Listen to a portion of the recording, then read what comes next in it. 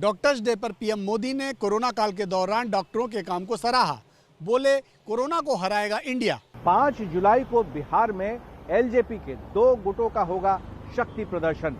रामविलास पासवान की जयंती के बहाने चाचा भतीजा दोनों ही ताकत दिखाने की तैयारी में। छत्तीसगढ़ के एडीजी जीपी सिंह पर एंटी करप्शन ब्यूरो का छापा। खुद भी रह चुके हैं ब्यूरो के प्रमुख। पेट्रोल डीजल के बाद आम जनता को अब लगा महंगे सिलेंडर का झटका। बीजिंग के तिएनअनमेन चौक से चीन ने दुनिया को दिखाई ताकत। राष्ट्रपति शी जिनपिंग ने कहा, अब कोई भी देश चीन को डरा नहीं सकता। ये सारी खबरें आपको तूफानी रफ्तार से सीधे फीड से दिखाएंगे, लेकिन शुरुआत करते हैं आज की बड़ी खबर से।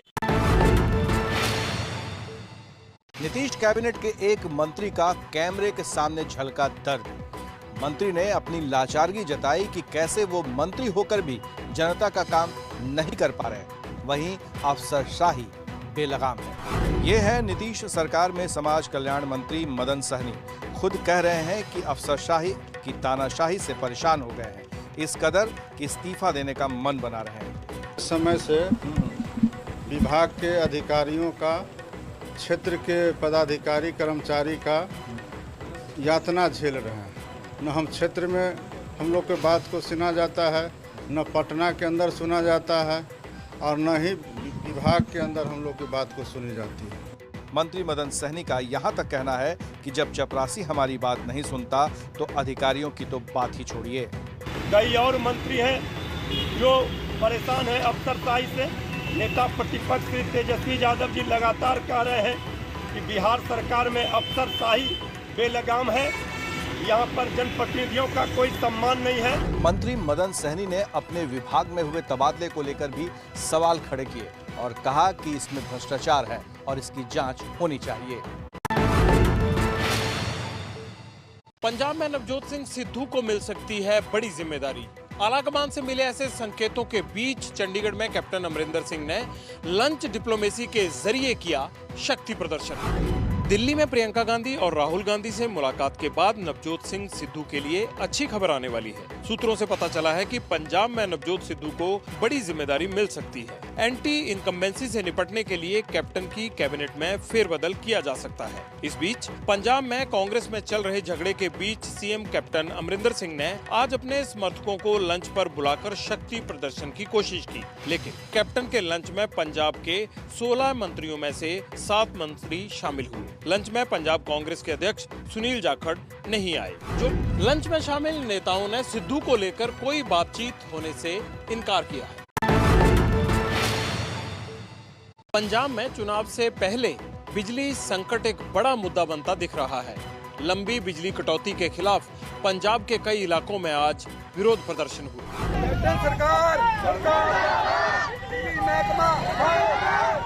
बिजली की लंबी और अघोषित कटौती से परेशान पंजाब के जिलों में अब लोग सड़कों पर उतर आए हैं। होशियारपुर से लेकर मोगा, बरनाला, गुरदासपुर समेत कई जगह इसी तरह के विरोध प्रदर्शन हुए। सड़क जाम की गई। ये तस्वीरें पंजाब की कैप्टन अमरिंदर सरकार के लिए दोहरी मुसीबत की तरह है, जो कि खुद चुनावी साल में पार्टी की अंदरूनी कलह से जूझ रही है। लिहाजा आनन फानन में पंजाब सरकार ने बड़ा फैसला लिया, जिसके तहत सरकारी दफ्तरों का समय घटाकर आधा दिन कर दिया गया है। पंजाब में सरकारी दफ्तर अब सुबह 8 बजे से दोपहर 2 बजे तक चलेंगे। सभी सरकारी दफ्तरों में अगले 3 दिन के लिए एसी बंद रखने की अपील की गई है। बिजली संकट के मुद्दे पर कल अकाली दल पूरे पंजाब में सड़कों पर उतर रहा है। शुक्रवार को पंजाब के बिजली बोर्ड दफ्तरों के बाहर प्रदर्शन होगा। क्या केंद्र सरकार के वकील लड़ेंगे शुभेंदु अधिकारी का मुकदमा? कोर्ट में ममता बनर्जी की चुनौती का जवाब देने के लिए शुभेंदु अधिकारी केंद्र सरकार के वकील से राय मशविरा करने दिल्ली पहुंचे। पश्चिम बंगाल विधानसभा में नेता प्रतिपक्ष शुभेंदु अधिकारी की ये दिल्ली दौड़ अपने केस के सिलसिले में थी। पश्चिम बंगाल की मुख्यमंत्री ममता बनर्जी ने शुभेंदु अधिकारी के चुनाव को कोर्ट में चुनौती दी है। इसी सिलसिले में शुभेंदु केंद्र सरकार के वकील तुषार मेहता से मिलने दिल्ली में उनके घर गए, उनसे सलाह मशविरा किया। दिल्ली में शुभेंदु अधिकारी ने गृह मंत्री अमित शाह से भी मुलाकात की, वो उनके घर गए। बाद में उन्होंने बीजेपी नेता दिनेश त्रिवेदी से भी मुलाकात की। शुभेंदु अधिकारी ने नंदीग्राम से ममता बनर्जी को हराया था, लेकिन ममता बनर्जी ने चुनाव नतीजों को कलकत्ता हाईकोर्ट में चैलेंज किया है। इस बार मानसून अपने तय वक्त पर नहीं है। मौसम विभाग का अनुमान है कि जुलाई के तीसरे और चौथे हफ्ते में पूरे देश में बारिश हो सकती है। आमतौर पर 8 जुलाई तक पूरे देश में मानसून आ जाना था, लेकिन इस बार मानसून का रुख कुछ अलग है। दिल्ली, हरियाणा सहित उत्तर भारत में मानसून 2 हफ्ते देरी से आ रहा है।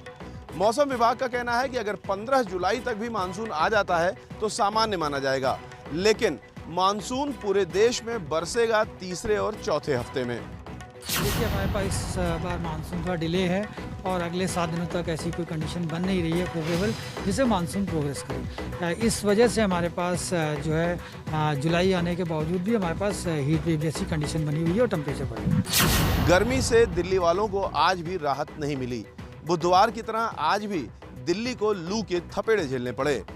मौसम विभाग का अनुमान है कि जुलाई के पहले हफ्ते में उत्तर पूर्व और मध्य भारत में ही बारिश हो सकती है। बलात्कार के आरोपी का रेप पीड़िता के साथ शादी करने का प्रस्ताव भी उसे जमानत दिलाने में काम नहीं आ सका। इलाहाबाद हाईकोर्ट ने साफ कहा, ऐसे किसी समझौते पर संज्ञान नहीं ले सकते। इलाहाबाद हाईकोर्ट ने एक जमानत याचिका पर सुनवाई करते हुए ये टिप्पणी की। हाईकोर्ट ने बलात्कार के एक आरोपी के उस बयान पर विचार करने से इनकार कर दिया जिसमें उसने कहा था कि वो बलात्कार पीड़ित से शादी करने का इच्छुक है। हाईकोर्ट ने कहा, मजिस्ट्रेट के सामने पीड़िता के दर्ज बयान को पढ़ने के बाद बलात्कार के आरोपी और पीड़िता के बीच इस तरह के किसी भी समझौते पर संज्ञान नहीं लिया जा सकता। दरअसल बलात्कार के आरोपी ने इसी प्रस्ताव को आधार बनाकर कोर्ट से जमानत दिए जाने की अपील की थी, लेकिन कोर्ट ने शादी के इस प्रस्ताव को बेल का आधार मानने से इनकार कर दिया। नोएडा में पकड़ा गया 500 से ज्यादा लग्जरी गाड़ियों को चोरी करने वाला गैंग। इस गिरोह के तार कई राज्यों तक फैले हुए हैं। नोएडा पुलिस ने लग्जरी कारों के इस चोर गैंग के 5 शातिर चोरों को गिरफ्तार किया है।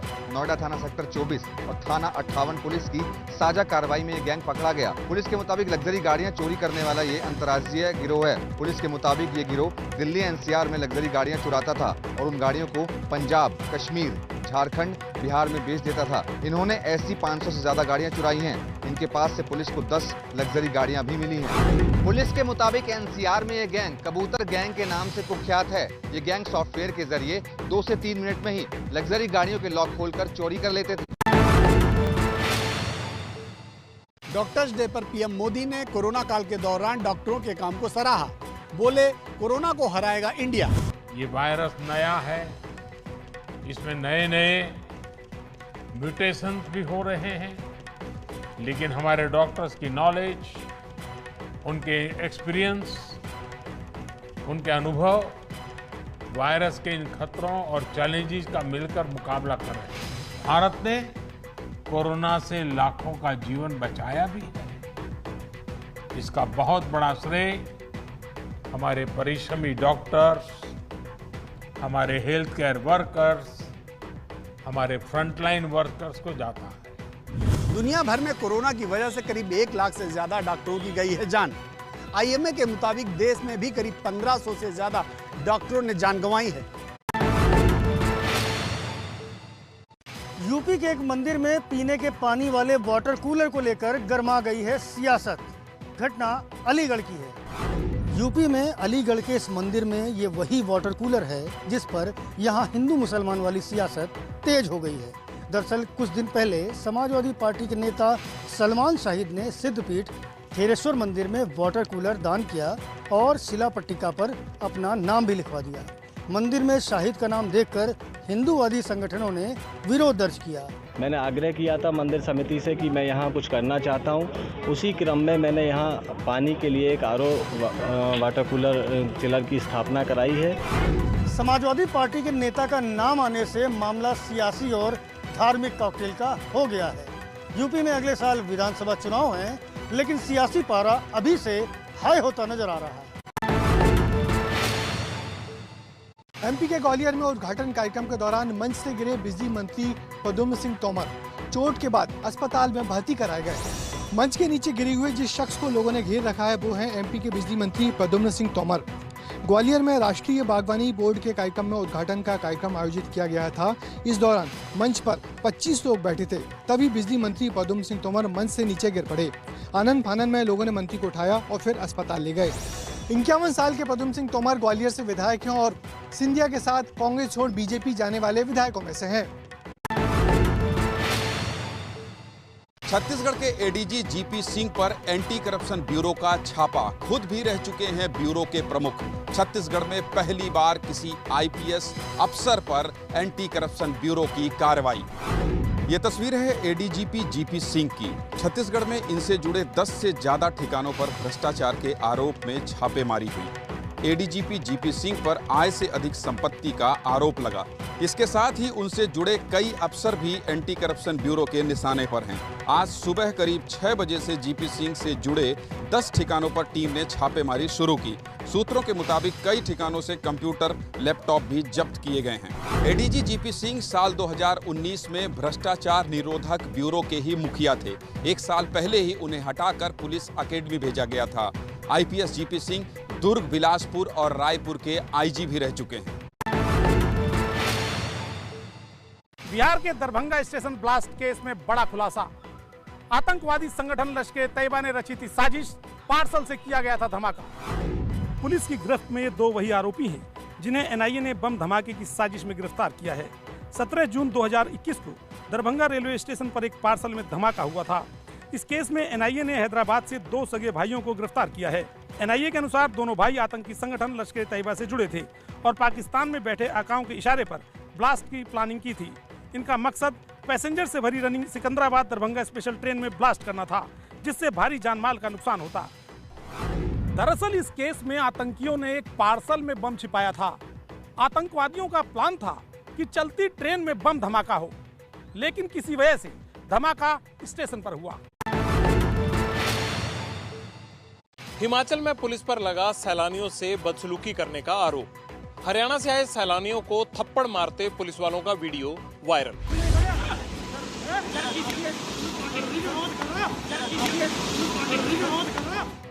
दूर से यहाँ एक काली कार दिख रही है और थोड़ी देर में यहाँ पुलिस वाला चढ़ देता है थप्पड़। इस थप्पड़ की गूंज शिमला में हड़कंप मचाए हुए है।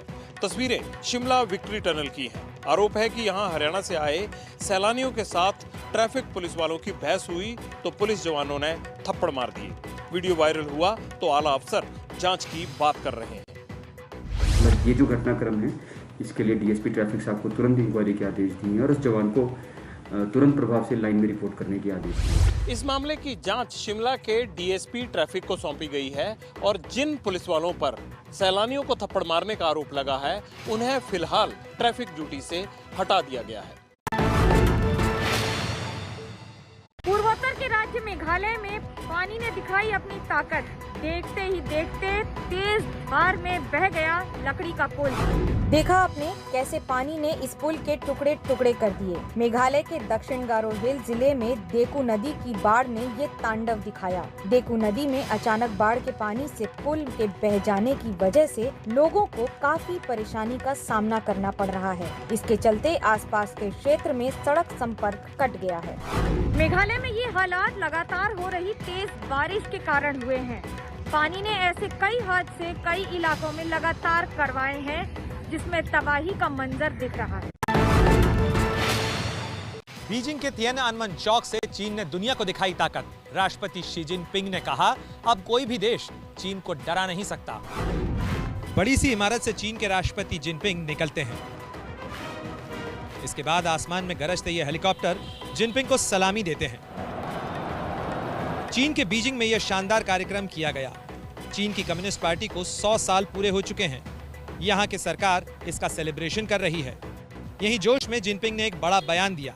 राष्ट्रपति जिनपिंग ने कहा, वह दौर गया जब चीन को कोई भी धमका कर चला जाता था। चीन की ये चेतावनी सीधे अमेरिका को संदेश देती है।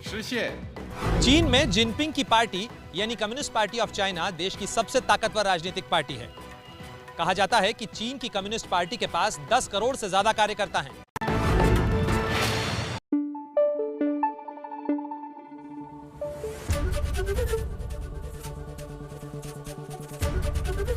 एबीपी न्यूज आपको रखे आगे।